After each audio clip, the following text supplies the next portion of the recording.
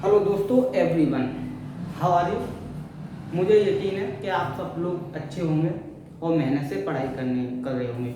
आज हम ऐसे टॉपिक पर बात करने वाले हैं जिस टॉपिक का पूरे संविधान में यानी इंडियन पॉलिटी में बहुत बड़ा ये टॉपिक जो रोल अदा करता है। आइए इसे समझते हैं।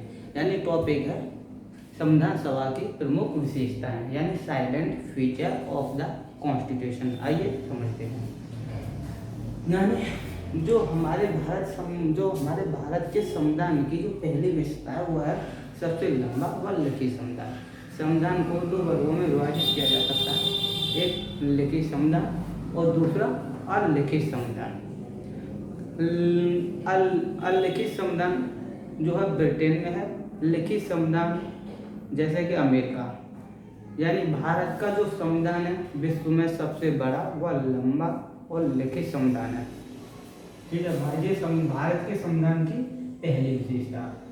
अब भारत के संविधान की जो दूसरी विशेषता है वो है आंतरिक एवं बाह्य का स्रोत। अब आंतरिक के तात्पर्य से आप समझ सकते हैं भारत का वह दौर जब ब्रिटिश सरकार का भारत में शासन चल रहा था, तो भारत के संबंध में जो ब्रिटिश सरकार ने जो है बहुत सारे अधिनियम लेके आए थे। तो ठीक है, उस अधिनियम में एक भारत शासन अधिनियम 1935 भी था।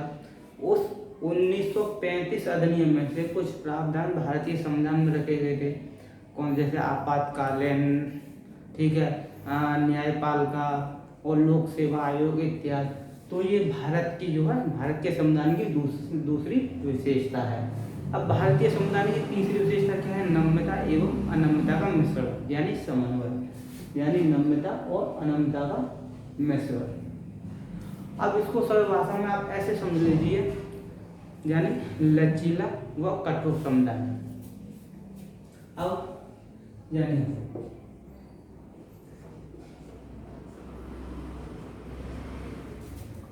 कठोर संविधान उसे माना जाता है जिसमें संशोधन करने के लिए विशेष प्रक्रिया का प्रावधान हो।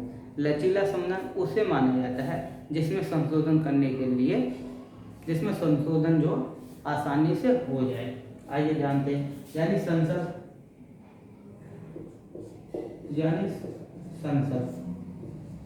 2/3 बहुमत से संशोधित कर दे जाए तो उसे लचीला संविधान माना जाता है। ठीक है, और फिर संसद जो है यानी 2/3 बहुमत प्लस आधे से अधिक राज्यों के अनुमोदन। और जो कठोर संविधान उसे माना जाता है संसद 2/3 बहुमत प्लस आधे से अधिक राज्यों का अनुमोदन हो जाए तो उसे हम जो कठोर संविधान मानते हैं। ठीक है, आइए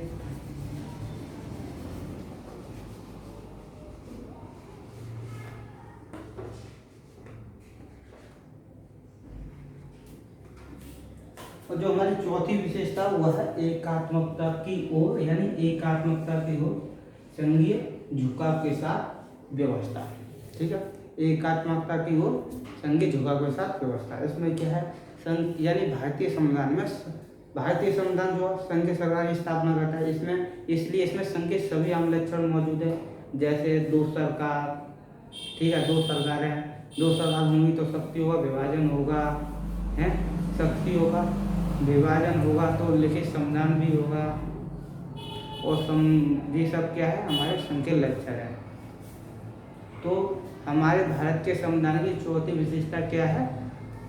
एकात्मकता की ओर संघीय झुकाव के साथ व्यवस्था। अब भारत के संविधान की पांचवी विशेषता क्या है?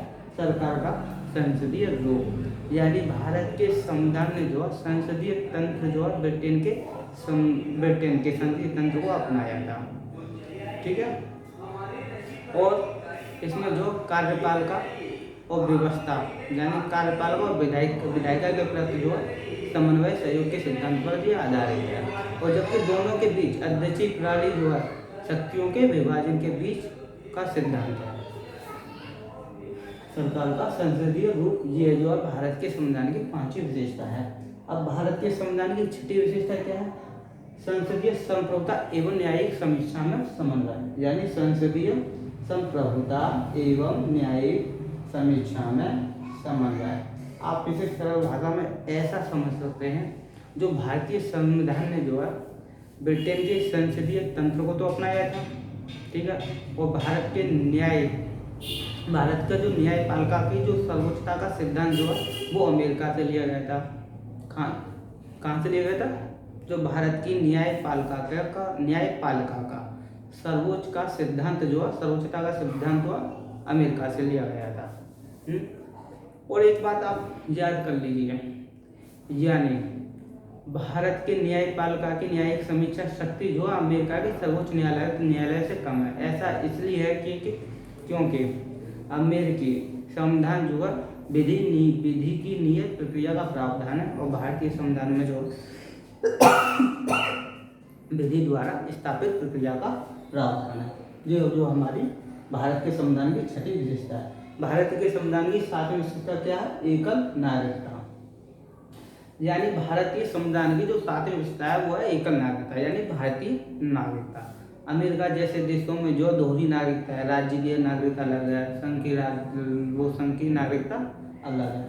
ये हमारे भारत के संविधान की 7वीं विशेषता है। अब भारत के संविधान की 8वीं विशेषता क्या है? मौलिक अधिकार। मौलिक अधिकार जो है भाग 3 आर्टिकल 12 से 35 तक इनका वर्णन किया गया है, और हम मौलिक अधिकार को विस्तृत जो है मौलिक अधिकार के टॉपिक में ही पढ़ेंगे। भारत की 9वीं विशेषता क्या है? राज्य के नीति निर्देशक तत्व, जो कि भाग 4 आर्टिकल 36 से 51 तक इसका वर्णन किया गया है। इसे भी हम कहाँ पढ़ेंगे? राज्य के नीति निर्देशक तत्व के टॉपिक में। 10वीं विशेषता क्या है? हमारे मूल कर्तव्य। 10वीं विशेषता है हमारे मूल कर्तव्य। हमारे मूल संविधान में मूल कर्तव्य नहीं थे, इन्हें जो है सरदार स्वर्ण सिंह समिति की सिफारिश के आधार पर 1976 के 42वें संविधान संशोधन अधिनियम द्वारा इन्हें जोड़ा गया था, ठीक है। और इन्हें भी हम कहाँ पढ़ेंगे? विस्तृत रूप से, यानी मूल कर्तव्य में, याद रखिए।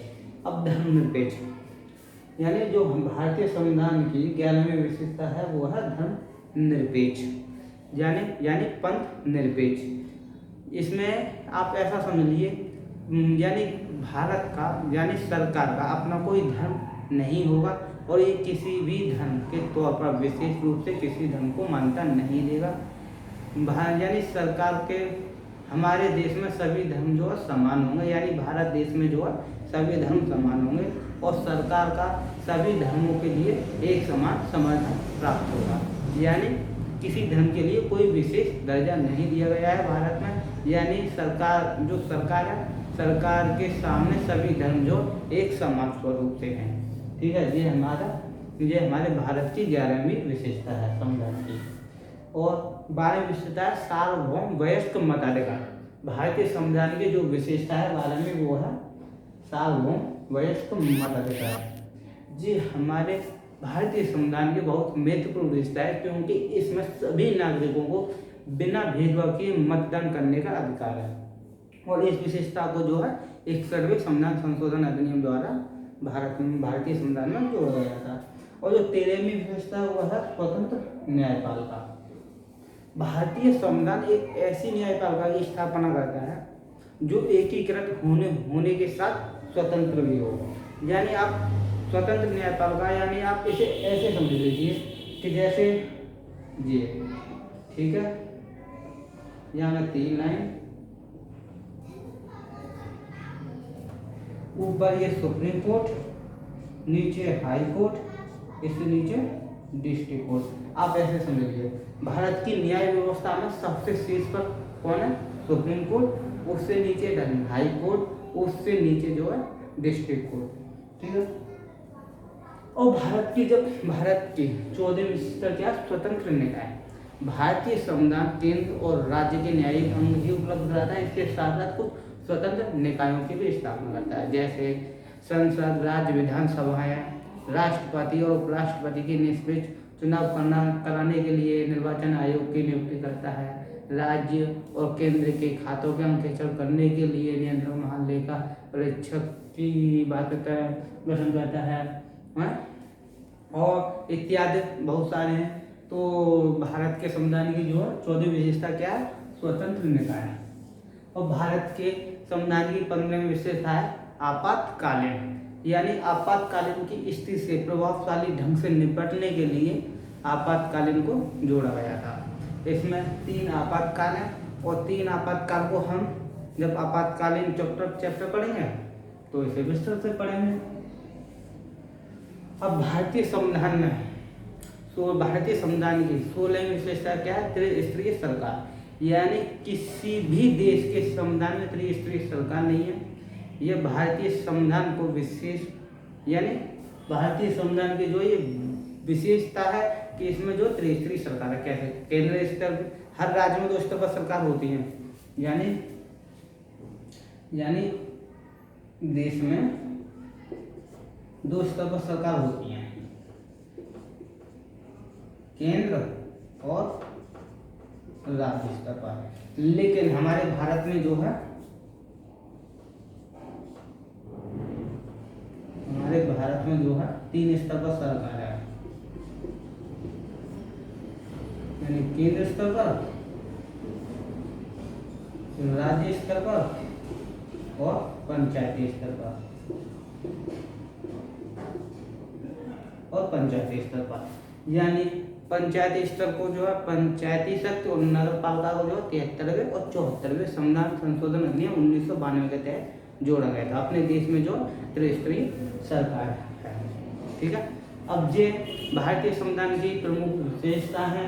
अब ये ऐसा टॉपिक है कि इस टॉपिक से जो हम जो पॉलिटिक्स आगे पढ़ने वाले हैं उस टॉपिक में जो है ये विशेषताएं काफ़ी हद तक हमें फायदा करने वाले हैं प्रत्येक टॉपिक में। आइए, विशेषता तो पढ़ ली आपने और मुझे यकीन है आपको इस वीडियो से ज़रूर मदद मिली होगी। इसलिए आप भी AKG हिस्ट्री को प्यार करते रहिए, लाइक कीजिए, सब्सक्राइब कीजिए और शेयर करना ना भूलें। चलो अब चलते हैं, अगली वीडियो में आपसे मुलाकात होगी। जब तक आप पढ़िए और खुश रहिए और मेहनत करते रहिए। Thank you, bye. अब कल मिलते हैं अगली वीडियो में। लाइक कीजिए, बाय।